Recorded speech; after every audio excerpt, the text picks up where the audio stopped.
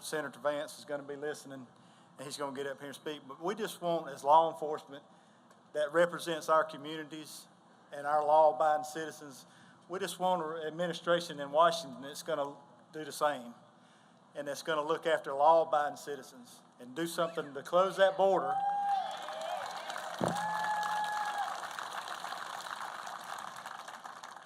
To close that border, because it's not just a certain group of people that might come into our country that's not documented. There's 195 nations out there that could be coming across that border. It could be the northern border or the southern border.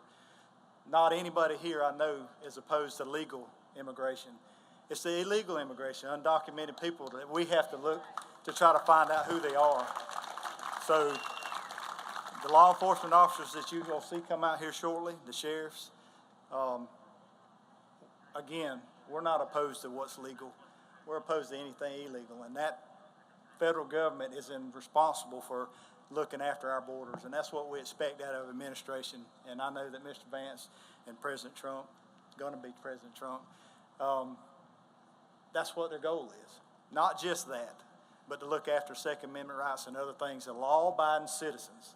That's the key. If you're law-abiding, we want you taken care of. So I appreciate it. I appreciate being asked, Sheriff, to come up and speak, and we just want them to do what's right. So thank you for letting me speak. Russ Goodman, Senator, is going to come up and speak next, and thank you again.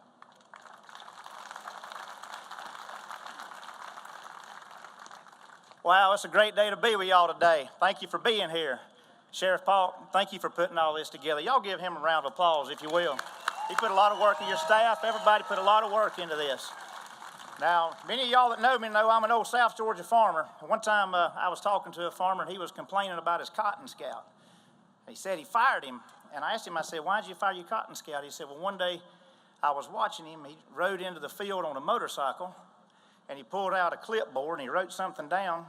He said he crunk up his motorcycle and drove through the field at about 50 miles an hour and stopped and got the clipboard out and wrote something else out and then left. That was his idea, scouting cotton. Y'all, that's about what we've got going on at the southern border right now. We are trying to do what we can on the state level. This past session, we stood up the law enforcement division for Commissioner Tyler Harper and his agency, the Department of Agriculture. Y'all, they just found 2,500 pounds of methamphetamine at the Atlanta Farmers Market and Mexican celery. This fentanyl epidemic, y'all, it is truly an epidemic. There is more fentanyl coming across our border every year than it would take to kill every American citizen. We're talking about no more than what you can put on the tip of a pencil. Over 70% of all drug-related overdoses are attributed to fentanyl. And the people that are going to come up and speak behind me have become family. There's another law that we passed this year. It's called Austin's Law. And Gus and Beth, from right here in Valdosta, many of you may know them. They're the salt of the earth, best people you ever wanted to meet. They began emailing me asking what could we do to address the fentanyl crisis because their son Austin died from fentanyl. And I would forward those emails to the lieutenant governor, to his general counsel. And what we found out is these people that are selling these drugs in the streets, they were able to hide behind the fact of saying, oh, I didn't know it had fentanyl in it. Well, when over 70% of all drug-related deaths are attributed to fentanyl, you know that if you're selling illegal drugs, there's a good chance it could be laced with it. Fentanyl knows no socioeconomic status, no race, no gender, no political affiliation. Y'all, it's so bad that in the General Assembly, in both the House and the Senate, that law passed unanimously. And I'm pleased to report that I know for a fact it's been used over 4 or 5 times now since the bill was signed into law. That bill was signed into law right here in Valdosta. And Gus and Beth are making a difference. I love y'all. Anything that I could say to you today will not be as impactful as what they're going to say because they've lived it. Every town in this country has become a border town because of the policies that we're living under right now. Gus and Beth, do y'all mind coming up and say what's on your heart? And thank you for everything. what you've done to make a difference.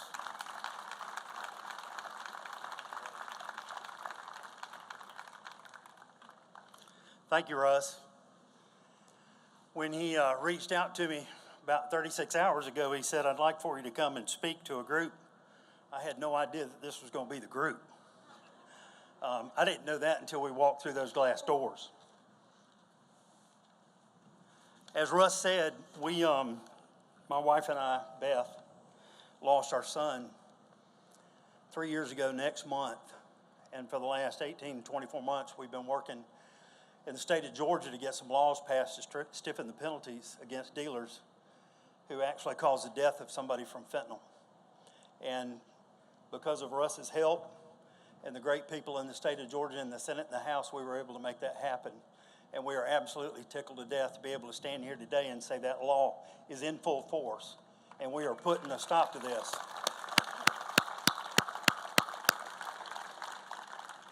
We realize that what we've done in Georgia is good for Georgians, but we also realize that we've got a bigger problem, and the bigger issue is at the border. And under the current administration, we have no control. There's nothing happening at the border. My concern that I'm going to share with you today is that the border is really a two-pronged issue. We've got illegal immigrants coming into the United States in unprecedented numbers. There's thousands of miles of border that is unprotected. And that is a huge problem. And we've got to fix that problem. But the other problem that most people aren't aware of is that 90% of the illegal drugs that come into this country are coming through regular customs. They're coming through in individuals' cars. They're coming through in trucks. Just like Russ said, they found all that methamphetamine in a celery truck. And the problem with that border is that we've got the equipment down there ready to be installed, and it has been ready for 2 years.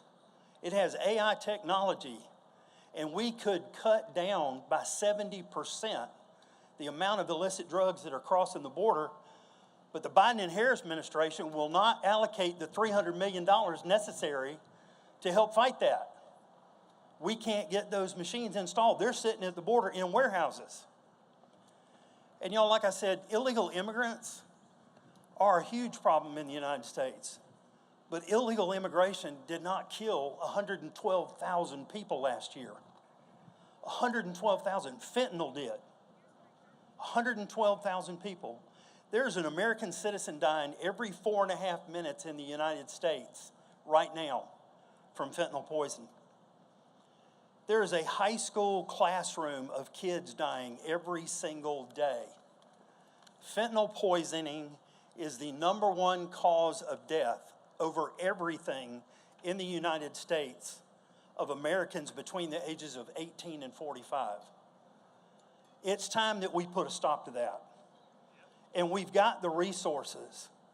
I'm gonna go offline just a little bit here. We have no problem at all sending hundreds of millions of dollars to Ukraine, sending hundreds of millions of dollars to Israel. And I personally believe that if Trump was in the White House, we wouldn't even be in those wars right now. He was a strong leader, and he didn't tolerate a threat to democracy around the world. And we've got to stand behind this new administration, Trump Vance, and we've got to get them in office so that we can settle the score and we can start taking care of Americans. We need to be spending that $300 million in the United States to protect our citizens right here at home. I just want to leave you and say that I really appreciate the opportunity to stand up here. And like I said, my wife and I have done all we can do, and we're still doing more in the state of Georgia to protect the citizens of the state of Georgia. But we have got to get out a vote. We've got to get our voice heard, and we've got to get Trump Vance in the White House because we've got to fix the border problem on both sides. Thank you.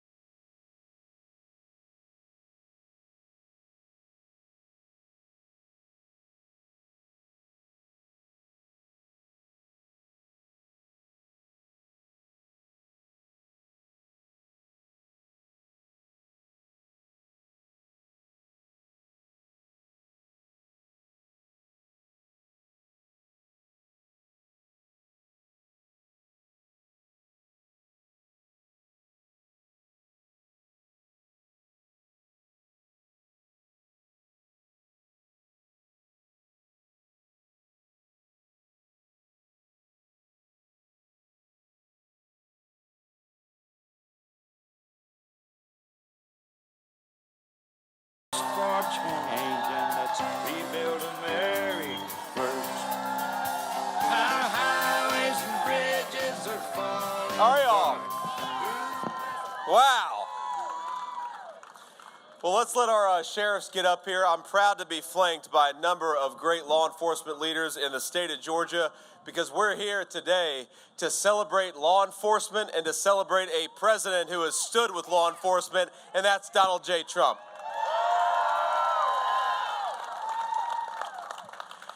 Now, we ought to remember here that we have the best country in the world. We got the best workers in the world. We've got the best people in the world. We've got the most beautiful and most abundant natural resources in the world. But the one thing that we have got to do to fix this country is fix the leadership. Because as much as we've got incredible blessing and incredible bounty, we have got a screwed up vice president calling the shots. And I think it's time to fire Kamala Harris, not to give her a promotion.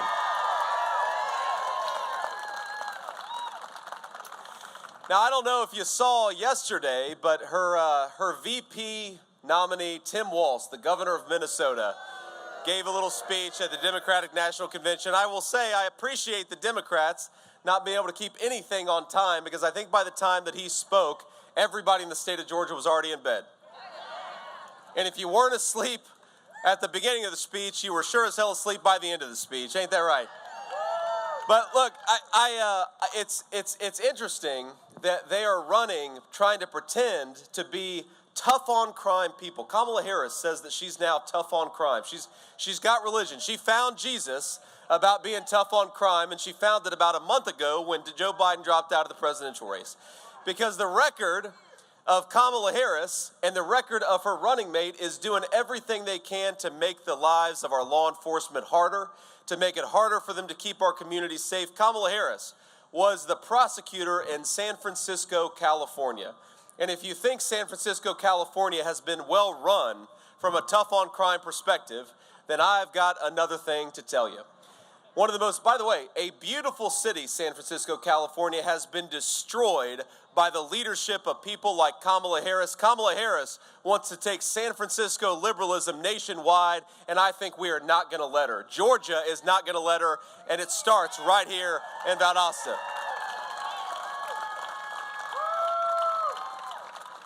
Now let's just run through the contrast a little bit, the difference between Kamala Harris's record on law enforcement and Donald Trump's record.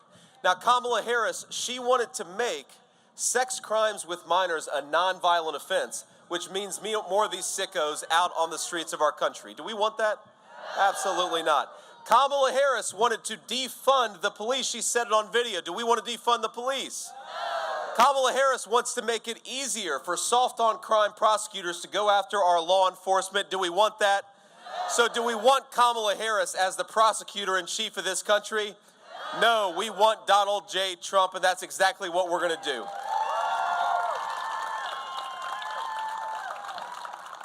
Now, as Kamala Harris was doing all those things, let's remember the record of Donald J. Trump. When Kenosha, Wisconsin, which I was at just a few days ago, Kenosha, Wisconsin was about to burn in a terrible riot. Donald Trump called the governor and affirmatively offered the help of federal officials to stop those riots and to save the city of Kenosha. Donald Trump believes that we ought to properly fund our law enforcement and make sure our police get the pay and the equipment that they need. Donald Trump believes that we ought to stop these soft-on-crime prosecutors. If the police bring in a bad guy, the prosecutors ought to throw him behind bars and keep him there. And most importantly, Donald Trump believes that we ought to make our law enforcement lives easier by closing down that southern border and getting the drug cartels out of our communities. Now, I have to say that Kamala Harris, given that she's so into soft-on-crime policy, she did select a good running mate in Tim Walz.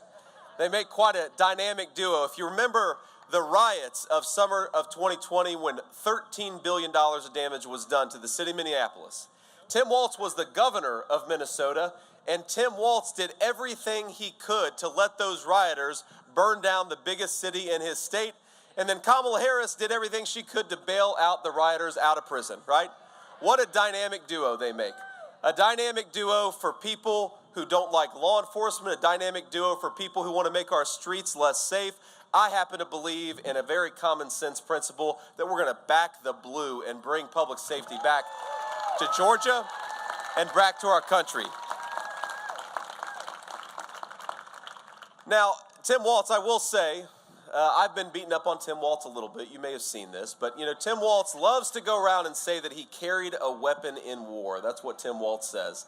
And of course, all of the veterans out there will know that Tim Walz never carried a weapon in war. The closest he went to a war zone was Italy, which last time I checked was not a war zone. But in Tim Walz's defense, he did let those rioters burn down Minneapolis, so maybe we should give Tim Walz a little bit of credit. Maybe the combat zone he visited was Minneapolis when he was the governor of Minnesota.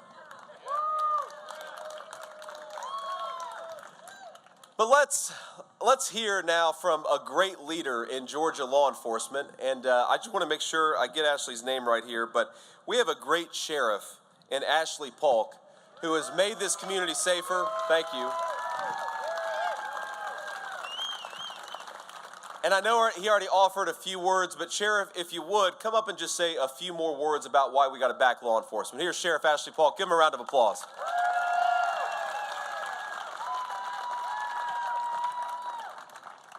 Kind of a tough job to follow a real Marine that went to a real war with a real gun. I mean, tough act to follow. As I said earlier, I said you couldn't find a better pair than we've got to save this country. They're very much pro-law enforcement, and y'all know how I feel about that, because we're there to work together with them. But we have got to get out and get these people elected, because it's the most important election I've ever been in my life. It's not even me on the ballot, but I want to. By the way, I did not recognize the person that can really get elected. Where's my wife of 57 years? That's who's always got me elected. Ginger, thank you for all you do. And you will be working for the party. But let's all get together and get out and work and carry your neighbors to the polls, and because this is the last chance to save America we'll ever have. If we don't do it this time, we're going to lose it. Thank y'all.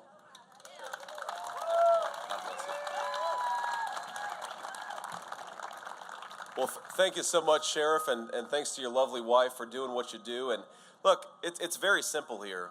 We have an ability to make this country much safer than it is today. We just need better leadership. We need better leadership at the federal level in particular, because it's the federal government that opened up the southern border and let all these drug cartels bring the drug and crime into our communities.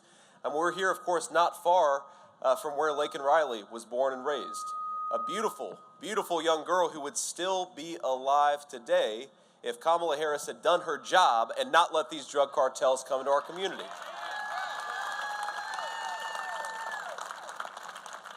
And I'm proud, and I know President Trump is proud, to have been endorsed by local law enforcement here in Georgia, but we also got some good endorsements in Wisconsin and Pennsylvania. Law enforcement knows that Donald J. Trump is the law and order candidate in this election, and you all have an incredible power to get out the vote, to drive people to the polls, and make sure he actually becomes the next president of the United States. So thank you all for everything that you're doing. Now, I want to take a few questions from the media, but before I take some questions from the press, I want to get a little bit personal here, because the sheriffs here did something for me that I've actually never seen. They took me in to the investigation room and showed me some of the stuff that they have interdicted over the last few months just here in this community. Valdosta is what, 50,000 people?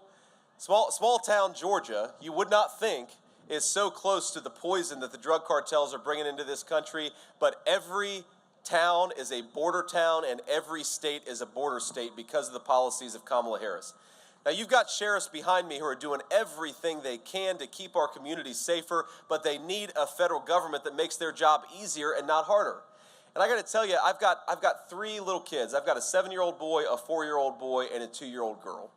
And what they showed me were boxes of candy that looked like nerds, looked like Sour Patch Kids, looked like Snickers bars, and they're boxes of candy that are actually dangerous drugs. And why did the drug cartels manufacture them like that? Because they wanted to hide them from law enforcement.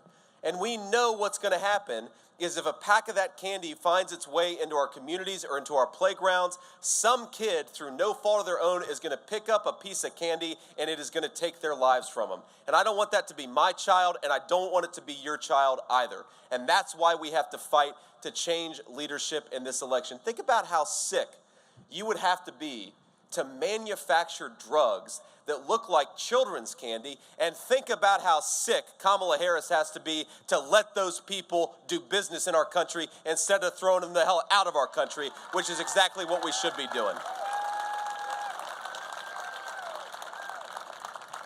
This is a disgrace, ladies and gentlemen. This is a disgrace born of our own failed leadership, and we can do so much better. You know, one of my favorite speeches at the RNC convention, well, my most favorite speech was my wife's speech. I thought she did a hell of a job. Thank you.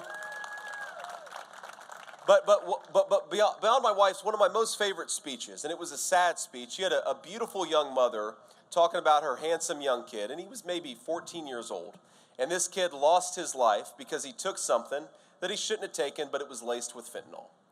And I remember watching this mom speak. And I remember thinking to myself that don't we want our kids to grow up in communities where they can make the mistakes that all kids make and they can learn from it rather than have it become a death sentence? Because we all know, we either have kids, all of us were kids at one point in our life. We all know that kids are going to get into stuff that parents and grandparents don't want them to get into. That's just a part of growing up in this country. But when I grew up, even though I grew up in a poor family, though I grew up in a neighborhood that wasn't always easy, I knew that if I made a mistake, the people around me had that mistake would take my life. And that's what the policies of Kamala Harris have taken from our children and taken from our neighborhoods. We have got to get back to the kind of country where kids can make childhood mistakes and the Mexican drug cartels are not going to be there to take advantage of them. And I think that's what this election is ultimately about. We know that kids aren't always going to be perfect, but let's build the kind of Georgia. Let's build the kind of country where our kids can learn and grow. We're going to do it together, but only if you get us across the finish line in Georgia. This is one of the most important states in the union. It always has been, but especially in this election of 2024. So my request is very simple. Do everything you can. Get your friends and family and your neighbors to the polls. Remind that person who sometimes votes but sometimes doesn't that it's their time to get to the polls in 2024 and vote for Donald Trump. If you got a little extra time, thank you. If you got a little time, go down to the GOP headquarters, knock on some doors, make some phone calls. The people who determine whether Donald J. Trump becomes the next president, it's not the media, it's not the dishonest leadership of the Democratic Party, it is us. Donald Trump is the people's president, but only if we do the work to make it so. God bless you guys. Let's get to work. We got 75 days to make Donald J. Trump the next president, and we're going to do it together. God bless you all. Thank you. Now, thank you, sir. I appreciate it. Now, let's take some questions from the media, and here's what I'd ask. First of all, if it's a fake news anchor, I'd appreciate y'all just letting them ask their question. It's okay. We can run them out of town after they ask their question. I'm kidding. But what I'd ask, first of all, is we start with local Georgia reporters because we want to make sure that the local reporters get an opportunity to ask some questions. We'll take a few from local reporters, and then we'll take a few from the national press pool, and then we'll go from there. So where we got local Georgia reporter, throw your hand in the air, and I'll call on you.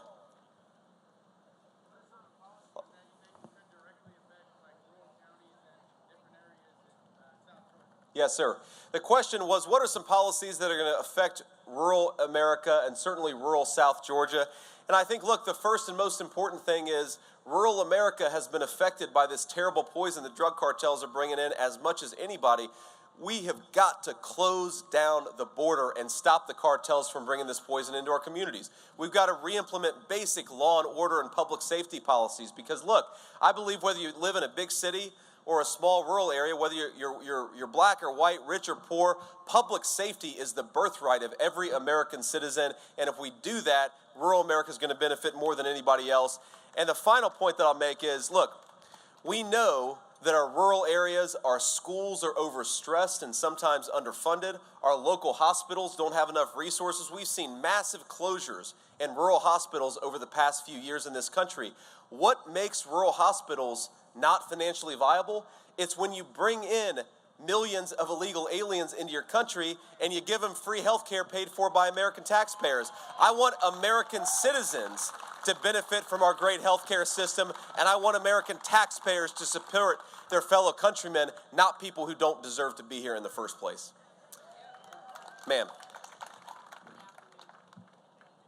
Good afternoon, Senator Vance. Thank you. I can hear you. Yep. How do you respond to Democrats who say that they have tried unsuccessfully on Capitol Hill to pass a border security bill, and that in fact it's been Trump and the Republicans who held it up? Yeah, ma'am, I appreciate that question. And for those of you who couldn't heard it, how do we respond to Democrats who say that they tried to pass a border security bill? My response, ma'am, is I was there in the Senate when they tried to pass that border security bill, and it had nothing to do with border security. It had to do with codifying a lot of the executive orders of Kamala Harris and Joe Biden that actually further opened the southern border. For example, the policy of catch and release. This is where a person comes into our country, they claim asylum, and then they're released into our country with no follow-up. Sometimes they don't come back for 5 years, sometimes they don't come back for 10 years. Kamala Harris and Joe Biden implemented catch and release through executive order. Their so-called border security package would have made catch and release the law of the land. So even if you have a guy like Donald Trump come in, he can't undo it because Congress has codified one of the worst open border policies in America. Everybody knows, everybody with an ounce of common sense knows, when Kamala Harris became president, she said she wanted to, vice president, she said, I want to suspend deportations, and she did. I want to stop Donald Trump's Remain in Mexico policy, and she did. The reason why we have an open border is because Kamala Harris undid the policies of Donald J. Trump. We bring Donald J. Trump back, we bring those policies back, we will get border security, but you've got to have a president who wants to do this stuff. Thank you all. Georgia? Yes, sir. Please ask a question. Thank you, Senator. Our station is aware of how the former president has come through here this last interview with you. I don't think the microphone's on. It's okay. Just talk loud. Sorry about that. That's a Chinese-made microphone, actually. This is an American-made microphone.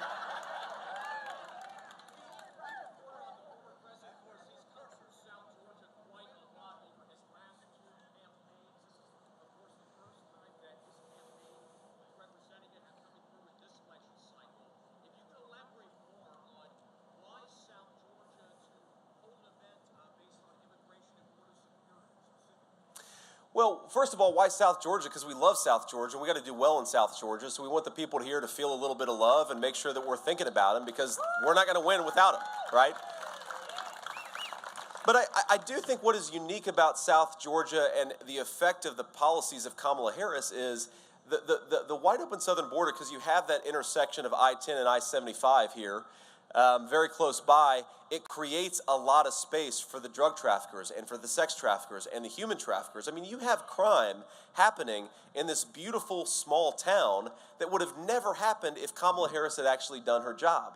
And so I think that it's important to remind people that the wide open southern border has had a very direct consequences, even as far away from Texas as South Georgia. And I think it's important to remind people of that and to make the point that if we get the leadership of Donald J. Trump back, we're going to have a secure southern border. We're not going to have drugs in our kids' playgrounds that look like children's candy. We're going to have real law and order, but we've got to get better leadership in order to get it. Yes, sir. Yes, sir, in the hat, all the way in the back. What are your policies going to be toward veterans and the care for veterans? Yes, sir. I appreciate you asking that. And you know, one of the most important, how many veterans do we have here? Let's thank the veterans for their service. Thank you all for being here. I know we got a lot of veterans. God bless you all. You know, one of the great policy achievements of the Trump administration that people don't talk enough about, but our veterans know exactly what I'm talking about, is that he promoted choice in the VA healthcare system. One of the main ways, when I got out of the Marine Corps, the main way that I had health care, because I couldn't afford it otherwise, was through the VA healthcare system. You've got great people working at the VA, But sometimes, especially in our rural areas, you've got a lot of veterans who are sitting on the phone for 3 hours trying to get an appointment who can't get an appointment. Donald Trump changed that more than any president of my lifetime. He gave veterans choice in the healthcare system, and that was a huge achievement and something the media doesn't talk enough about. The other thing Donald Trump did is again, you've got 95% of the people in the VA who are great patriots who are doing a great job, and I think my veterans here would back me up on that. But like every bunch, you've got a few bad apples. And you've got to be able to fire the bad apples to allow the good apples to do their job. And what Donald Trump did is engage in some real bureaucracy reform that made it possible for us to fire the small number of bad VA employees so that the good VA employees could be empowered to take care of our veterans. That's exactly how it should work, and Donald Trump deserves a lot of credit for that. We're going to go back to that, because I will say, did a veterans event in Pennsylvania just a couple of days ago, and the biggest complaint I heard from those veterans was that under Kamala Harris's policies, a lot of that pro-veteran, pro-choice reform had disappeared over the last couple of years. Let's bring it back, give veterans more choice, shorten those wait times, and actually keep our promise to our veterans as we must. Maddie, you got a question? Yeah, I would just say, Senator, first off, thank you for actually taking questions. Do you think that it's time for Governor Walz and Kamala Harris to actually do a press conference and do an interview with the media? I think it's time. Don't you all? Look, it is such a cool thing to be able to run as Donald Trump's running mate and to be able to ask these wonderful people to be their vice president of the United States. It's an amazing honor. Aside from being a dad to those 3 babies and a husband to my wife, the greatest honor of my entire life is standing up here and being able to run to be the next vice president of the United States. But it is an awesome thing. It's not just a cool thing. It's not just a wonderful thing, though it is. I am asking you all for something that is quite profound. It's to be the vice president of the most powerful nation in the world at one of the most important times in our history. If you want to get that kind of job, and you're asking the American people to give you that kind of job, I think you ought to interview for that job, right? There are a lot of jobs that are less important than Vice President of the United States where we expect people to interview before they get a promotion. Kamala Harris is asking the American people for a promotion, but she refuses to actually talk to them before it. Think about it. Every single event that Kamala Harris does, she's got a teleprompter in front of her. And I think the reason is because Kamala Harris cannot explain why she wanted to defund the police. Kamala Harris can't explain why she suspended deportations on day 1. Kamala Harris can't explain why she cast the deciding vote on the Inflation Explosion Act that made the price of groceries and housing so expensive for normal American citizens all over this country. And because she can't answer those questions, she is running for the American people. But my ask, whether you're a Democrat or Republican, whether you agree with Donald Trump on all the issues or most of the issues, or you disagree with him on most of the issues, is at least Donald Trump is who he is, and he respects the American people enough to go out and earn their vote instead of being expected to given their vote. We'll just do a couple more. Any other Georgia folks who haven't asked a question before we go on? We'll do a couple national. Sir. Senator, the former lieutenant governor spoke at the DNC, had some choice words about the former president. I saw that too. We also know that Brian Kemp has also had some tough things to say about the former president. What's your reaction to these top Republicans from the state having reservations about the president and telling other Republicans to dump Trump? Well, look, first of all, of course, Tim Walz is going to attack Donald Trump because Tim Walz doesn't have a record to stand on. What I found very interesting, did anybody watch Tim Walz's speech? Okay, good. I was going to lose a lot of respect for you if you had said yes.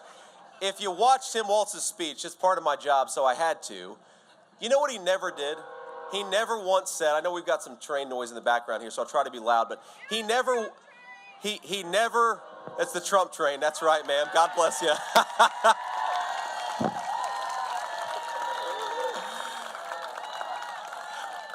What Tim Walz never once said is, Kamala Harris accomplished this thing that lowered the cost of housing.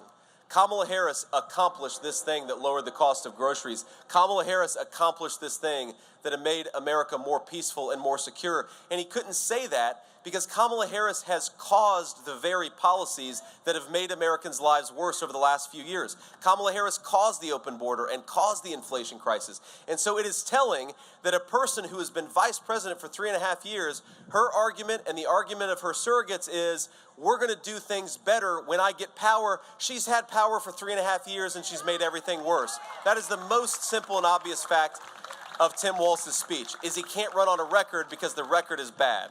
Now, look, I actually talked to Brian Kemp very briefly earlier today, and yeah, you know, I read the headlines. Brian Kemp and Donald Trump have had some disagreements. I am 100% guarantee you that Brian Kemp is behind this ticket. He wants us to win because he believes the policies of Kamala Harris are disastrous for this country, and he's exactly right about that. So I'm glad to have the governor's support. I'm glad to have any Democrat, any independent, any moderate Republican or conservative Republican. We want anybody who believes in common sense to join the Trump train because that's what's going to save this country.